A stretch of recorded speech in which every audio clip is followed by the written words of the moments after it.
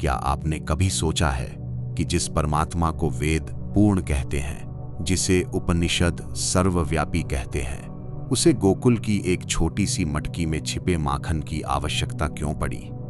यदि श्री कृष्ण सचमुच संपूर्ण संसार के स्वामी थे, तो वे रात के सन्नाटे में गोपियों के घरों में चुपके से क्यों प्रवेश करते थे? और सबसे विचित्र बात, जब वे माखन चुराते थे, तब गोपियां क्रोधित होने के बजाय भीतर ही भीतर प्रसन्न क्यों हो जाती थी? कहीं ऐसा तो नहीं कि भागवत पुराण की यह लीला चोरी की कथा नहीं, बल्कि मानव हृदय के सबसे गहरे रहस्य को खोलने वाली एक दिव्य कुंजी है। एक ऐसा रहस्य जिसे समझने के बाद माखन चोर शब्द का अर्थ हमेशा के लिए बदल जाता है। यमुना के तट पर उस रात हवा में कदम के फूलों की गंध घुली हुई थी। दूर कहीं गायों की घंटियां धीरे धीरे बज रही थी। गोकुल नींद में था, पर आकाश जैसे किसी अदृश्य घटना की प्रतीक्षा कर रहा था। यह प्रस्तुति श्रीमद् भागवत महापुराण और सनातन दर्शन की कालातीत आध्यात्मिक शिक्षाओं से प्रेरित एक भावपूर्ण और रचनात्मक व्याख्या है, जिसका उद्देश्य कथा के माध्यम से आत्मचिंतन, भक्ति और आंतरिक सत्य को सरल और अनुभवात्मक रूप में समझाना है। गोकुल केवल एक गांव नहीं था, वह प्रेम की धड़कन था। हर घर में दही मथा जाता, हर आंगन में गायों की सुगंध रहती और हर हृदय में एक ही नाम गूंजता, कृष्ण। गोपियां सुबह से ही माखन तैयार करती, पर आश्चर्य यह था कि वे उसे छिपाने के नए नए उपाय भी सोचती थी। कोई मटकी को छत से लटका देती, कोई उसे अंधेरे कोने में रखती, कोई दरवाजे पर घंटी बांध देती। फिर भी अगले दिन माखन गायब मिलता और मटकी टूटी हुई।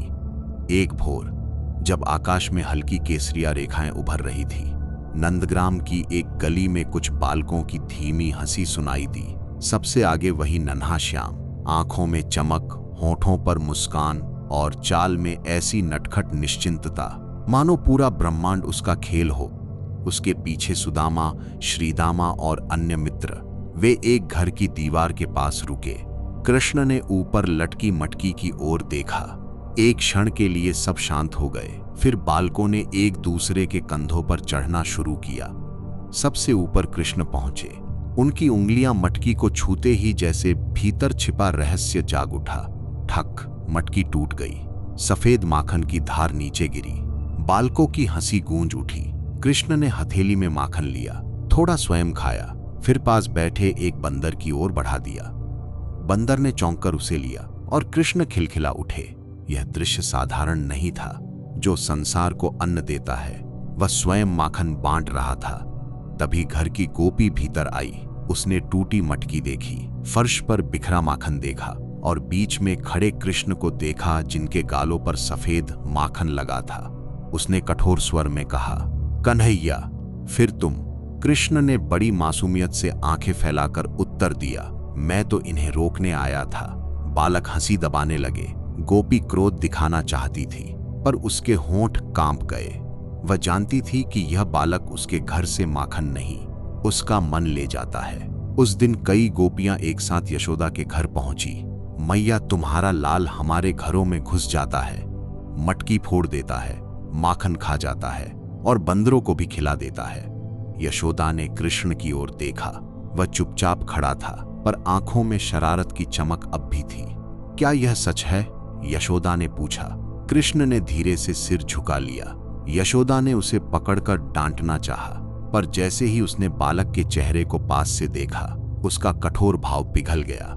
यही वह क्षण था जहां भागवत का रहस्य आरंभ होता है।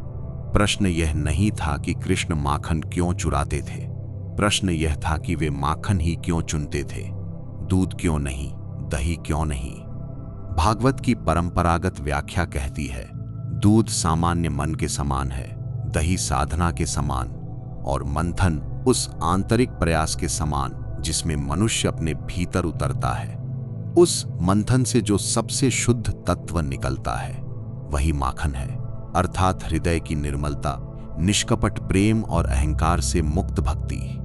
तब मटकी क्या है? शरीर और अहंकार का प्रतीक, बाहर से कठोर, भीतर से कुछ छिपाए हुए। कृष्ण पहले मटकी तोड़ते हैं, फिर माखन निकालते हैं। अर्थात भगवान पहले मनुष्य के अहंकार को भंग करते हैं, तभी उसके भीतर छिपा शुद्ध प्रेम प्रकट होता है। और चोरी, यही सबसे गहरा रहस्य है। यदि भगवान मांगते तो वह लेन देन होता, पर प्रेम कभी सौदे से नहीं मिलता। वह तो तब मिलता है जब हृदय स्वयं को भूलकर समर्पित हो जाए। इसलिए कृष्ण चुराते हैं, क्योंकि सच्ची भक्ति में औपचारिकता नहीं रहती। गोपियां शिकायत करती थीं, पर हर शिकायत में छिपी प्रार्थना यह होती थी, कन्हैया कल फिर आना। वे माखन खोने से दुखी नहीं थी, वे उस क्षण को खोने से डरती थी जब कृष्ण उनके घर आते थे। धीरे धीरे गोकुल समझने लगा कि यह बालक साधारण नहीं, वह जहां जाता है वहां वस्तुएं कम और प्रेम अधिक छोड़ जाता है। एक संध्या यशोदा ने कृष्ण को गोद में लिया। उसके बालों में माखन की हल्की गंध थी। उसने पूछा, लाल तू इतना माखन क्यों खाता है? कृष्ण ने उसकी आंखों में देखते हुए धीमे स्वर में कहा, मैया, जो सबसे शुद्ध होता है वही सबसे मीठा होता है। यशोदा मुस्कुरा दी, पर उसे नहीं पता था कि यह उत्तर केवल माखन के लिए नहीं, पूरे जीवन के लिए था। उसी क्षण जैसे भागवत का पर्दा हट गया। श्री कृष्ण कभी केवल माखन नहीं चुराते थे, वे उस हृदय को अपना बनाते थे जो मंथन के बाद निर्मल हो चुका हो। वे अहंकार की मटकी तोड़ते थे ताकि भीतर छिपा प्रेम बाहर आ सके। और इसी कारण माखन चोर उनकी सबसे मधुर उपाधियों में से एक बन गई। रात फिर गोकुल पर उतर आई। टूटी मटकी के पास एक छोटा सा माखन का अंश अब भी पड़ा था। चांदनी उस पर पड़ रही थी और ऐसा लगता था मानो स्वयं संसार फुसफुसा रहा हो। भगवान को धन, वैभव या शक्ति नहीं चाहिए, उन्हें केवल निष्कपट प्रेम चाहिए।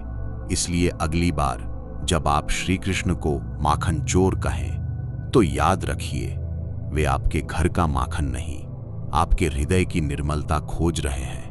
और जब मन का मंथन होकर प्रेम का माखन प्रकट होता है, तब श्री कृष्ण उसे चुराने नहीं बल्कि उसे अपना बनाने आते हैं। यदि इस कथा ने आपके भीतर भक्ति और आत्मचिंतन की कोई छोटी सी लौ जलाई हो तो वीडियो को लाइक करें, चैनल को सब्सक्राइब करें और इस संदेश को उन लोगों तक अवश्य पहुंचाएं जिनके हृदय में अभी भी प्रेम का माखन छिपा हुआ है।